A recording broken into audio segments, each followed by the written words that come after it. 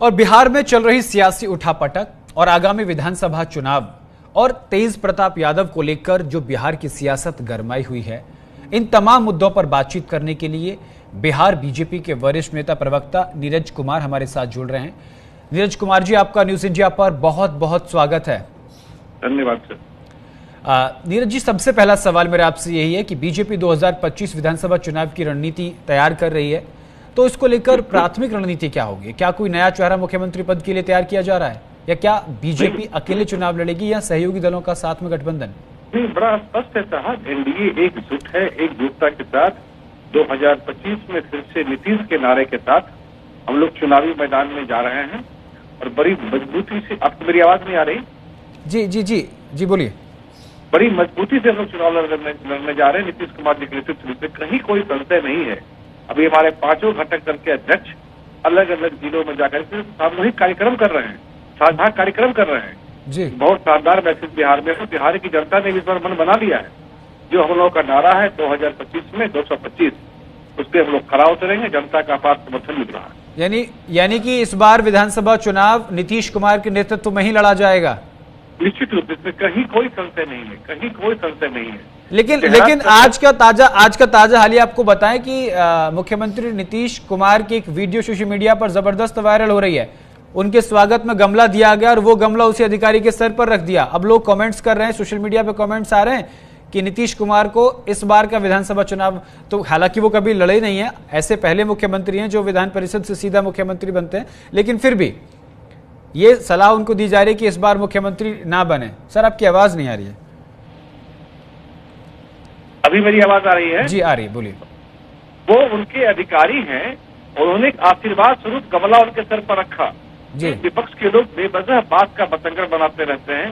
नीतीश कुमार जी बिल्कुल चुस्त दुरुस्त और तंदुरुस्त हैं और सारे राज कार्यों को वो लगातार किए जा रहे हैं जी। विपक्ष को सोचना चाहिए कि उनका चेहरा अभी तक तय नहीं हो पाया है। कांग्रेस यादव को अभी तक मुख्यमंत्री चेहरा घोषित करने को तैयार नहीं है। ठीक है सर, अब ये बताइए, क्या जातिगत जनगणना और सामाजिक समीकरणों को ध्यान में रखते हुए कोई विशेष योजना तैयार की जा रही है? देखिए, जातिगत जनगणना मोदी जी का जो ये काम है, जो हम लोगों ने महिला बंधन अधिनियम लाया है, उसके पहले ये आवश्यक तब से ही स्पष्ट था कि जातिगत जनगणना होगी। नहीं, पहले तो लगातार बीजेपी मना करती रही, विपक्ष इस पर हमलावर होता रहा कि जातिगत जनगणना कराइए कराइए कराइए। जैसे बिहार में विधानसभा चुनाव आया, आप लोग आगे। आप एक बयान दिखा दीजिए कि बीजेपी ने मना किया। और ये तो बेवजह चिल्लाते रहते थे, समय आने पर होगा। जातिगत गणना तो पहले ही हो गई होती, लेकिन चूंकि कोरोना काल आ गया इसलिए नहीं हो पाया। ये पहले ही हो गया होता जी। बीच में कोविड का समय आ गया था, लेकिन इसका क्रेडिट तो विपक्ष ले रहा है ना। राहुल गांधी कह रहे हैं कि हमारे मुद्दा उठाने के बाद बीजेपी ने सबक सीखा। बीजेपी बिहार में जातिगत जनगणना, क्योंकि जातिवाद की राजनीति बीजेपी करती है। ये लोग क्रेडिट चोर हैं, क्रेडिट लेने के होड़ फेर में रहते हैं, इसलिए बिहार में और देश में इनका ये असर हो रहा है। हम लोग काम करने के लिए जाने जाते हैं, क्रेडिट लेने के लिए नहीं जाने। ठीक है, लेकिन बिहार में पिछली बार भी बीजेपी हारी। पिछली बार की हार से बीजेपी ने क्या सबक सीखा है और इस बार क्या अलग बीजेपी करने जा रही है? बीजेपी की सरकार अभी बिहार में है, कहाँ हारी है साहब? बीजेपी की सरकार, एनडीए की सरकार गठबंधन से है ना। हाँ जी, गठबंधन से। हम लोग इस गठबंधन को स्वर्गीय हमारे श्रद्धेय अटल जी ने नीतीश कुमार तो पहले आरजेडी के साथ चले गए, उनके साथ सरकार बना ली, फिर वहां से तोड़ के फिर आपके साथ आ गए, तो आपके साथ सरकार बना ली। तो आरजेडी के साथ नीतीश कुमार जी गए 1.5 साल की, तो उनको वहाँ महसूस हुआ कि भ्रष्टाचारी लोग सिर्फ और सिर्फ सत्ता में भ्रष्टाचार के लिए आते हैं। उन्होंने स्वयं कहा भी, ये लोग सत्ता में आया तो खाली दूध खसोट मचा दिया पूरे बिहार। तो इस बार तो नीतीश कुमार कसम खा के आए ना कि इस बार वापस नहीं पलटी मारेंगे। बिल्कुल, इसमें कहीं कोई संशय नहीं है। आप देखिए तो बिहार की खबरों पर आपकी नजर रहती होगी तो एनडीए के पांचों घटक दल साझा कार्यक्रम बिहार के हर जिले में कर रहे हैं। ठीक है सर, हम लोग पांच पांडव की तरह एकजुट होकर के चुनाव लड़ रहे हैं। ठीक है, आरजेडी ने तेज प्रताप यादव को निष्कासित कर दिया है, क्या विपक्ष की आंतरिक टूट को दिखाता है? बीजेपी इस पर अपना क्या दृष्टिकोण रखती है? देखिए, ये उनका पारिवारिक मामला है और उसमें परिवार में आपस में वर्चस्व की लड़ाई चल रही है। दोनों भाई एक दूसरे को सहमत देने के खेल में लगे हुए हैं, उसी खेल का ये इल्जाम है। और ऐसे भी तेज प्रताप, तो क्या बीजेपी ये कहना चाहती है कि भाई को पहले से सब मालूम था? बिल्कुल, निश्चित रूप से भाई को, माता पिता को, बहन को, सबको मालूम था।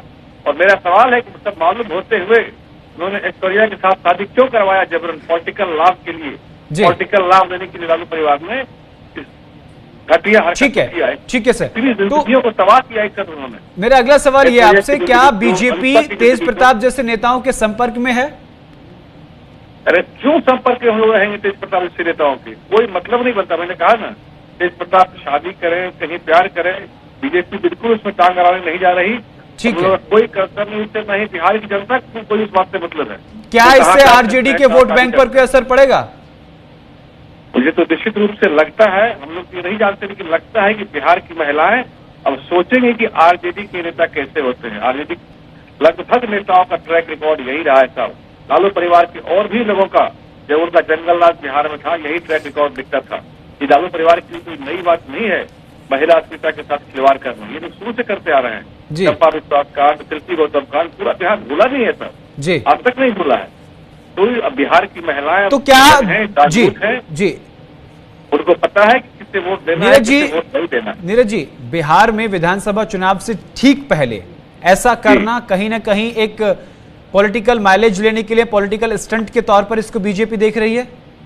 ऐसा करना मतलब बीजेपी ने क्यों ऐसा कहीं किया है क्या? अरे तेज प्रताप यादव के ट्विटर हैंडल पे पोस्ट हुआ है जी, और इसका राजनीतिकरण लालू यादव ने किया, उनको पार्टी से निकाल करके, परिवार से भी निकालने का ड्रामा किया है, पार्टी से निकालने का ड्रामा किया है जी। तो सब कुछ उन्हीं लोगों ने किया, हम लोग का इसमें कहाँ कोई रोल है जी। और मैं बता दूं आपको, लालू परिवार अभी 4 टुकड़ों में बंटने वाला है। अभी तेजस्वी यादव को निकाला गया है, कल मीसा भारती की बारिश वहाँ आएगी, वहाँ वर्चस्व की लड़ाई चल रही है और तेज प्रताप यादव के और तेजस्वी यादव के और जी। नीरज कुमार जी बड़ा बयान दे रहे हैं कि अभी 4 धड़ों में आरजेडी बंटने वाली, पारिवारिक कलह के चलते। बिल्कुल बिल्कुल, मैंने लालू यादव जी को सलाह भी दिया था कि अब 4 भागों में स्वस्थ रहते जिंदा रहते पार्टी को बांटिए। RJD T1, RJD T2, RJD M, RJD R, चारों बेटा बेटियों के नाम पर कर दीजिए, नहीं तो आपके परिवार में कलह होगा।